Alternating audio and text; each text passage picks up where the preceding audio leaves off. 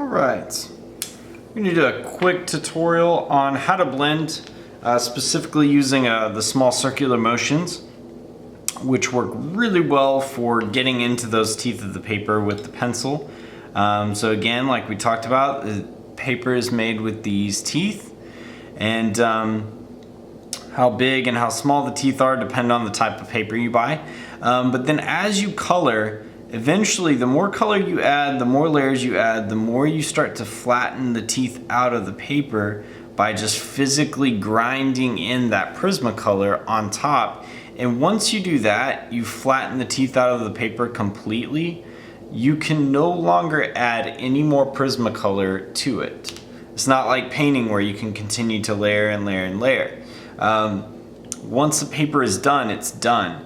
And then if you keep adding colored pencil to it, it gets to the point to where you can literally just take a tissue and wipe it off.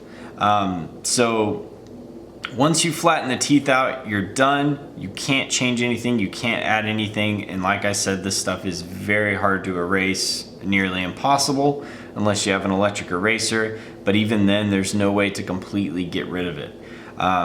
So be very careful, and that's why we work with the mindset of doing everything very lightly with a light touch and just gradually building up the color.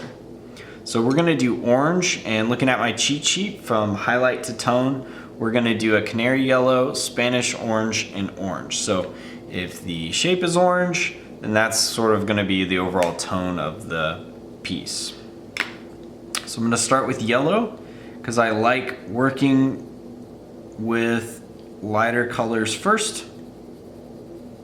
You can see I already did this example here.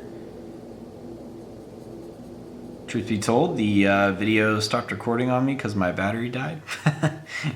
And I didn't really notice it till almost got done, so we're gonna just try this again.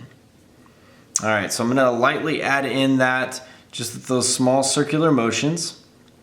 A tip colleague gave me was to have the students rotate the pencil around as they work.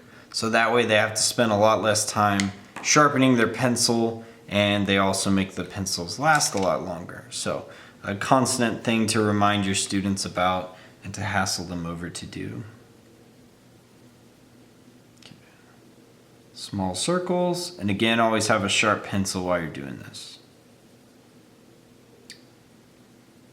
Now just do a little bit, rotate the pencil, a little bit, rotate the pencil. And eventually over time, if you do this a lot, it will just be habit. It'll be something that you don't even think about much.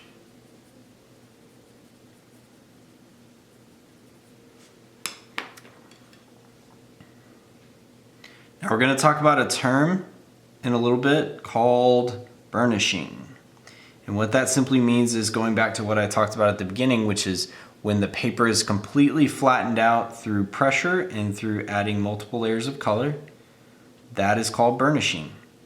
Going over on top of the colors with one final push, and that could be with a light color such as white or cream or peach or something like that, or it could just be going over with the colorless blender, flattening out those teeth, fully saturating the color.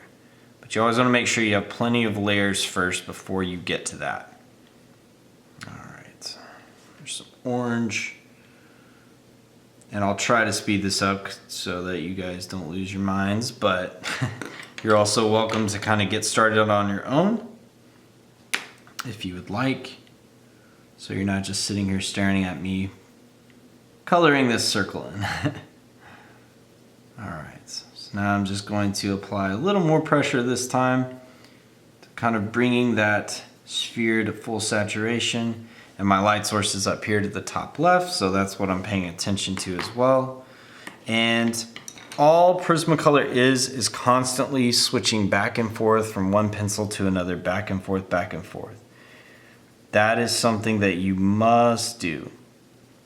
Otherwise, you're going to end up with a lot of very flat pictures with not much value and form to them.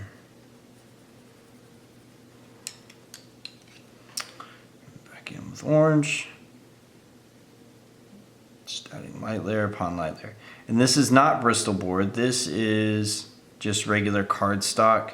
That's usually what I'll use with the kiddos, just because it's cheaper, but it is still like a nice thick paper for them to be able to kind of practice and see what the actual project paper will be like. So it's as close as I can get to without spending a ton of money, just on doing kind of a worksheet type thing with the kids. But this is great practice for them. And we also do a couple other projects with Prismacolor too, so they're not just doing the worksheet and then jumping right on into a full-on rodeo project. So we'll do a project where we do 3D shapes, where they simply kind of practice this. We talk a lot about abstract art during that time as well. So it kind of gives us an opportunity to cover that and allow them to create something. I think that's pretty good. And you'll notice I left kind of a little bit of a white spot here, just a little bit of paper, but you know, you can always go in really lightly with that.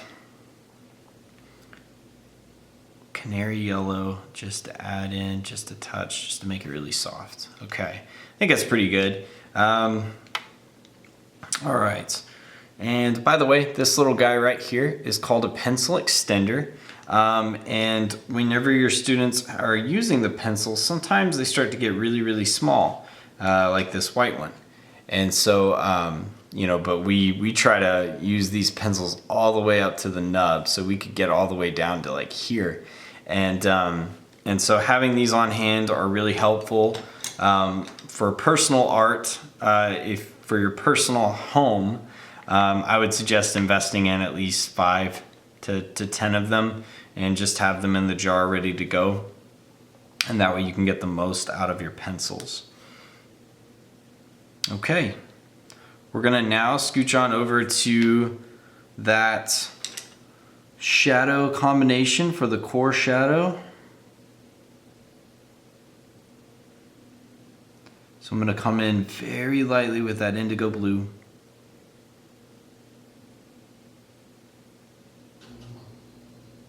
And the only risk I have sometimes with that, mixing that indigo blue with, because it almost works all the time, 100% of the time just about. The only time I ever feel like I really need to blend some other kind of color in with the indigo blue is whenever it comes into contact with like cream or yellow.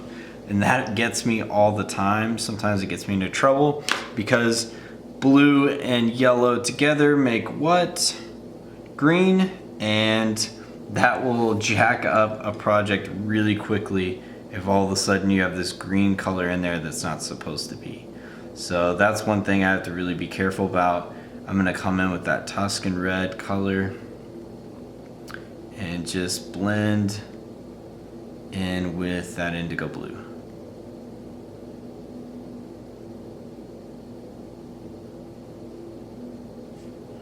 And you're just lightly applying little by little, and you'll see that I'm switching back from Tuscan red back to indigo blue and just layering lightly by light, layer by layer.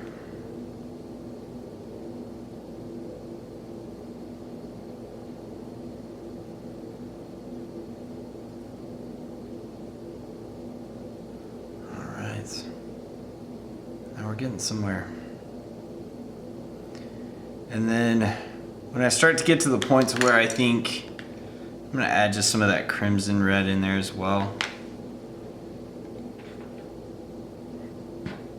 There you are. Just to kind of give it a warmer tone. I feel like it's almost looking too gray.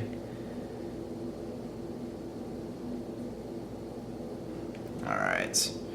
And then I'll come back in with orange, the overall tone, and burnish that out. And again, burnishing is adding a layer either with a lighter color or colorless blender and just completely flattening those teeth out. this is a great time to mention how to clean your paper off with Prismacolor. I never swipe with my hands. Sometimes I do it on accident without thinking, but for the most part, I have to blow that off or get a light haired brush to swipe that off, because you don't want to grind in those chunks and debris of Prismacolor that come off the pencil while you're working.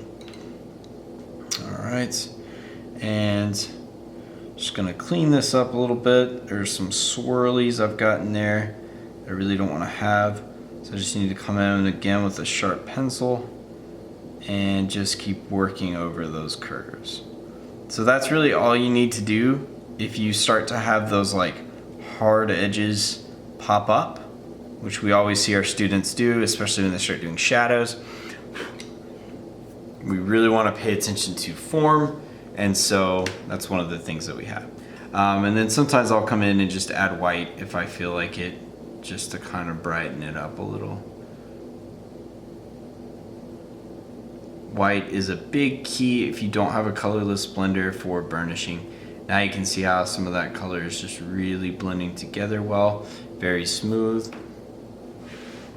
All right, and looking at the camera, I can see there just a little weird corner piece. Come in. Okay, that's it. All right.